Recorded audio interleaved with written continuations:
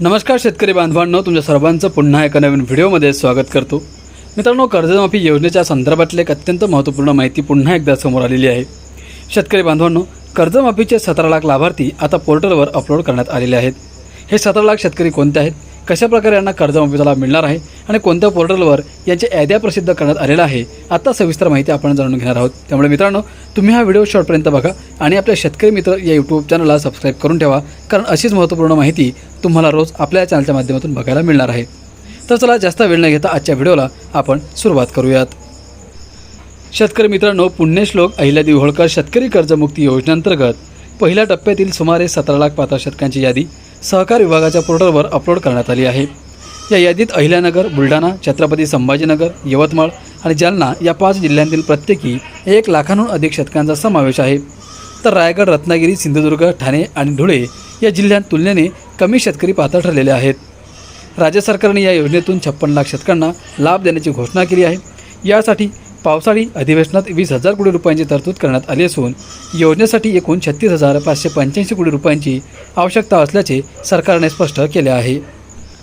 लाभ घेतलेल्या शेतकऱ्यांना 50,000 रुपयांऐवजी 2 लाख रुपयांपर्यंत लाभ देण्याची घोषणा मुख्यमंत्री देवेंद्र फडणवीस यांनी केली होती। त्यामुळे सुमारे 4,000 कोटी रुपयांचा अतिरिक्त भार सरकार पडणार असून एकूण खर्च सुमारे 40,000 कोटी रुपयांपर्यंत जाऊ शकतो, अशी माहिती सहकार मंत्री बाबासाहेब पाटील यांनी दिली होती। लाभार्थी निवडीत अपात्र व्यक्तींना लाभ मिळू नये यासाठी केंद्रीय प्राप्तिकर विभागाअंतर्गत मार्फत पडताळणी करून पात्र शेतकऱ्यांची यादी सहकार विभागाच्या पोर्टलवर अपलोड करण्यात आली आहे। याशिवाय 2019मधील महात्मा फुले कर्जमुक्ती योजनेचा लाभ घेतलेल्या शेतकऱ्यांना 50,000 रुपयांऐवजी 2 लाख रुपयांपर्यंत लाभ देण्याची घोषणा मुख्यमंत्री देवेंद्र फडणवीस यांनी केली होती।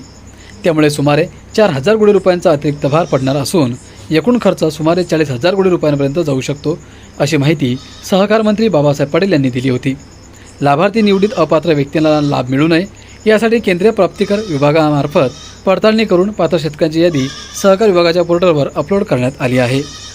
शेतकरी मित्रांनो, अहिल्यानगर जिल्ह्यात सर्वाधिक 1,32,734 शेतकरी पात्र ठरले आहेत। त्यापाठोपाठ बुलढाणा, जालना आणि यवतमाळ जिल्ह्यांचा क्रमांक लागतो। छत्रपती संभाजीनगर जिल्ह्यातील पात्र लाभार्थ्यांची संख्याही 1 लाखांहून अधिक असल्याचे विभागीय आकडेवारीत नमूद करण्यात आले आहे। कोकण आणि पश्चिम महाराष्ट्रातील काही जिल्ह्यांमध्ये पात्र कर्जदारांची संख्या तुलनेने कमी आहे।